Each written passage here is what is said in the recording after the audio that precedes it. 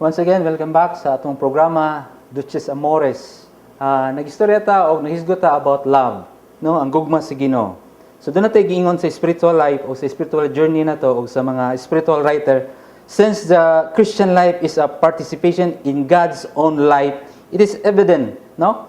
Nga ang Ginoo siya mismo himself ang makigrelasyon nato. Mo na nindot. Mo na gwapo kayo nga gitawag na tog pamalandungan sa atong kinabuhi. Siya mismo nangunay, no? Nangunay sa paghatag siyang kagalingon diri sa atong kinabuhi. So unsa may implication sa atong spiritual life ana o sa atong pagpuyo as a Christian? So kinahanglan magpuyo ta sa grasya. Kay kung wala ta sa grasya, ang presensya sa Ginoo dili nato ma-appreciate, di pud nato mabantayan. Unya ang work sa grasya, ang effect, no? Ang epekto sa iyang presensya diri nato isip Ginoo og sa mga grasya nga intended para natong mga tao, dili nato makit-an, no? Kay ang Ginoo ra ba atong hinumduman nga simple ra jud kayo ang iyang pagtawag og iyang presensya diri nato. So maigsoon, kung nata sa grasya, laton nga pagkasulti, ang Ginoo buhi sa atong kinabuhi. So kung ang Ginoo buhi sa atong kinabuhi, siyempre malipayon ka sa imong kinabuhi. Of course, naa ang pagantos na atong mga suffering, na ang atong mga problema, pero kanang problema ug pagantos part na sa pagtubo sa atong Christian life. So ang tao nga di ka-appreciate og suffering, ang tao nga di makatanaw o makapamalandong about suffering, kanang tawhana o ikaw mismo siguro wa pa ka realize ana kana dapita dia, it means nga wala nimo pamalandungi og unsa kalapad ang gugmas Ginoo. Dili pwede nga puro ra ta kalipay. Kay ang tao nga puro ra kalipay, kuyaw. Wala na siya rinda. Pataka na lang siya og buhat sa mga butang niya. At the end, mapildi ang iyang kinabuhi. At the end, inig ka-realize niya sa iyang katapusan sa iyang kinabuhi. Makita niya nga daghan siya og nausikan nga panahon. Remember, mubo ra kayo ang panahon, no? Sa Bible nag-ingon ang lifespan sa atohang kinabuhi 70, 70, 80 for those who are strong.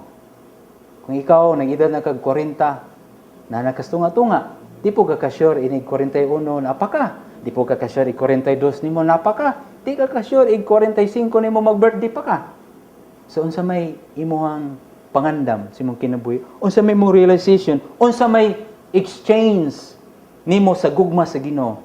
At di inig ka human nato aning tanan, makita nato dito. Munang way kalag, no? Sa akong personal reflection, walay tao o walay kalag, inig kamatay niya, ikasiparit siyang lawas, inig katubang nas Ginoo, moingon siya, Lord, ngano mani? Nganong gingani mo kunimo? Di ka ka-blame kay inig ka mata nimo dito pikas kinabuhi, inig ka kita nimo, wow, ang gugmas Ginoo, every minute, every day, every hour, sa imong kinabuhi, naaday siya.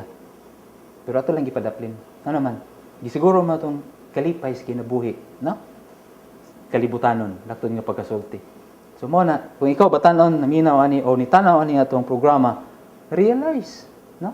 Tingali 20 na ka, o 18 ka, nagsugod pa ka, o nag-college na karon, nagsugod na ka, o something, o pundar sa bisyo, in the future, imo lang anihon. No? Sa lawas, wow, nakay anihon. Sa kalag, especially, makasala na kag mga dagko nga sala, wala na. For how many years patay ka sa imong kalag? Buhi ka sa imong lawas. Nighiluan pag imong lawas, like drugs, no? Mga inom, ug uban pa, sigarilyo, ug uban pa. So, mo harvest gyapon ka ana. Remember, inig kasakit sa lawas. Ato nimo ma-realize nga ang atohang kinabuhi day dinhi lumalabay. But dunay importante nga butang, ang atong kalag. Kay kung ang kalag nagpuyo sa grasya, kung atong kinabuhi nagpuyo sa grasya, ang kalipay o ang contentment sa atong kinabuhi sa kalibutan, ma-feel gid nimo nga na-enjoy ka sa pagpuyo sa kalibutan. Ngano ang mga tao ron kanunay lang gabagulbol? Ngano ang mga tao ron kanunay lang nagsigig hisgot sa ilang mga problema? Ngano ang mga tao ron nagkanunay lang demand og material increase sa sweldo? Nganong di man sila kontento? Nganong di man ta kontento? Ngano man?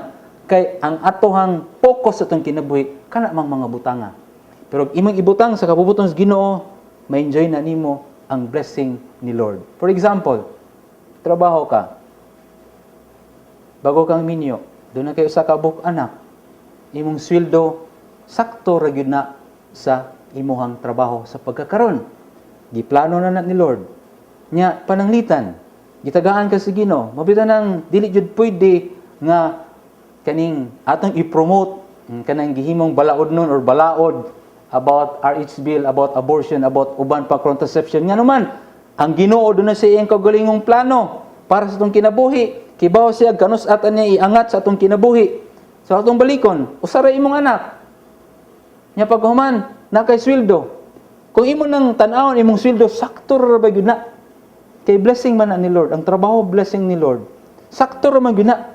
Pero nganong di naman paigo, kay sweldo, paghuman, gikuan nimo og sigarilyo, gikuan pa gyud nimo og ilimnon, gikuan pa gyud nimo og disco, or uban pa, kinaraan nga disco, no? Uban pa, og modern nga disco, og uban pa. Nya, napakidaghan mga bangkahan, og uban pa, imong sa kabuk anak dito, gipalitan nimo og ordinary. Paghuman mo demand ka, gamay ra imong sweldo. Pero imo nang i-itemize, og imong ibutang tanan diha, wow, makayon ka, Lord, salamat sa imong blessing. Kay ang tanan, blessing ni Lord. So, kung indiana imong kinabuhi, nga ang tanan, blessing ni Lord, siyempre, magtanaw si Lord, mugo ka sa program ni Lord ug sa iyang plano sa imong kinabuhi. For example, brothers and sisters, kitagaan-day ka sa Ginoo og 5 ka anak. Nya, kaning 5 ka anak, giplano na ni Lord. Kibaw na si Lord sa future ani kay iya naman gining gitagaan og future like sa ato no? Nganong ingani atong kinabuhi. Except kung mo siparita sa plan ni Lord kanang magbuhat tag atoa. Pero atong subay niyang kabubuton, 5 ka anak ang gihatag day nimo. Nya imong gihatag ni Lord is duhara kay nag-contraception ka. Mo nang imong kinabuhi ron miserably, especially sa imong finances nganuman. Kay wa man ka kibaw nga inig katawo atong ikatulo, i-promote kas imong trabaho, muangat kas imong trabaho, budako imong sweldo. Kay syempre Ginoo na siya. Siya nahibawas tanan. Wa ta buhatas Ginoo aron tang patyon. Gibuhatas Ginoo aron tang mo-enjoy sa iyang pagkabulahan o sa iyang grasya. Subay sa iyang kabubuton. Wala na nimo ma-realize imong kinabuhi ron kay duhara. Nagplano kas imuhang kinabuhi o kamong managtiayon. Gibabangan nimo na alkansi ang Ginoo og 3 ka anak. No? 3 ka anak. So duhara mo nang nag-suffer ka sa consequence. Nga naman, ang ikatulo, i-promote ka. Ang ikaupat, ni-increase na imong trabaho, maigo na to sa inyong kwan. Ang ikalima, siyempre, ihatag sa Ginoo ang iyang blessing. Kay gradual man. Ang kita, gitrain ta sa laktod. Gitrain ta sa easy nga kinabuhi. Gitrain ta mga easy money. Munang daghang kayo gusto og kwarta gidayon. Munang daghang kayo og gusto nga kwarta lang yang pirmi. Manang mapadapli na to ang kabubuton sa Ginoo. Nakalimuta nga kining blessing material kinahanglan dunay correspondent nga ang imuhang life sa grasya. Kaya aron kining material nga blessing is imong ma-enjoy ug mutubo uban sa grasya. Aron mabalance ug aron ikaw mo matured pod unsaon paggamit ining grasya. Daghan na to mga immature sa grasya sa Ginoo. Nag-abuse ta kay para nato murag di na mahuman, murag lindot na kay kinabuhi. Pero mind you, igabot sa consequence atong gibuhat, makita nimo nga kining tanan is wala ra gyud. No? Kining tanan wala ra gyud. Pag-examine pa nimo sa doktor, kuha na imong budget. Pag-recommend sa doktor og mga examination og mga uban pang gikinahanglan sa imong pag-examine sa imong lawas, naanay bayad. No? Nya og mo recommend og operation, dako na. Di ba? Nya adto na ka mo realize dito. Ha? So, pamalandungin na. Nga naman. Di ka kaingos Ginoo nga Lord, nga nang gipasagdan na minimo. Wa gyud mo pasagad ang Ginoo sa kinabuhi. Always siyang naa. Kita mo'y nag-usik-usik sa panalangin ug sa grasya nga gihatag nato. So, brothers and sisters, realize kay ang kinabuhi nindot. Kinabuhi malipayon uban niya. Ay tuon ang kalipay nas gawas. Ay tuon ang kalipay nga makita nimo das gawas. Ay tuwa ng mga tao nga nagsigig daog mga branded nga mga sigpangumpra nalipayon sila. Ay tuwa na. Nga naman, ang butang lakton nga pagkasulti di gyud makalipay sa tao. Magunsa man ang butang nimo? nya layo kay kas Ginoo. Magunsa man ang daghang kag butang, daghang kag sakyanan, guwapo kag sakyanan, pero wa kay kinabuhi sa pamilya. Conflict sa family. Magunsa man na, wala. So pait kayo. Kung pamalandungon imong kinabuhi sa kalibutan, gitagaan kag chance Ginoo na i-enjoy nimo ang blessing ni Lord nga iyang gi-intend para nato nining kalibutana. Then at the end, atong gi-separate ang atong kinabuhi sa Ginoo. Mo nang dili ka happy ron. Nagtaas ang imong edad, nagtaas imong edad. Wow. Nagkataas pod ang imong gitawag og emptiness og imong longing ug unsa ning butanga. So kung na-feel na nimo, wala ang Ginoo na. Remember imong kalag naa dinhi. Wala katubo natabunan. Natabunan sa sala. No? Matupan ni San Pablo, ang bayad sa sala kamatayon. Kung di na tumatiman atong mga sala, mo epekto sa atong kinabuhi. Nga naman, syempre ang sala o ang grasya di na magtipon according sa atong catechism. No? Dili na magtipon ang grasya ug sala. Remember ana. Kay kung di ka ka-balance ana o di ka kapamalandong ana ang sala o ang grasya, dili na magtipon. Magkinabuhi ta sa gitawag og kining gitawag common blessing nga gihatag sa Ginoo para sa tanan.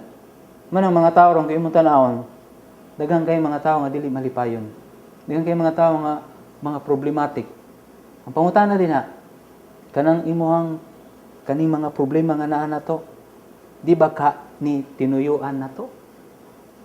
Then at the end, kung makorner na to sa itong mga problema o atong mga kabuang sa itong kinabuhi, ato na din i-blame ang Ginoo or adto na din ta mo realize dito nga wala na.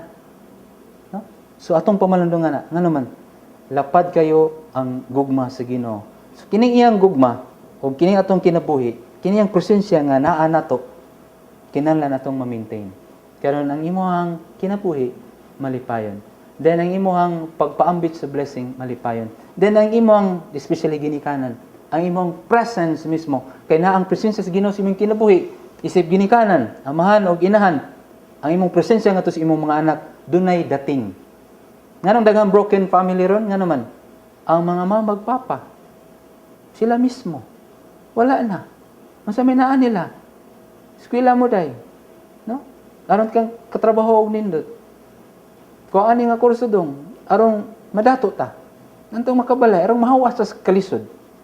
Wala na ginikanan, o siguro doon na yung mga ginikanan doon, minus na lang, amingon nga, dong, day, pagsantos, karon malipayon na itong kinabuhi. Wala na siguro. Ang gi-introduce sa itong kalibutan doon, material, standard sa kalibutan, competition, nga na, mo nang daghan kayong mga tao nga way kalipay. Daghan kayong mga na-stress silang kinabuhi. No?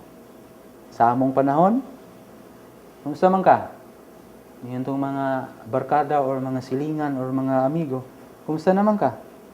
Kapoy sa trabaho. Salamat sa Ginoo na kay trabaho. Karon, mingon ta, kumusta naman ka? Mga modern nga tao, mga batanon, kumusta na ka? Stress kay ko nga naman.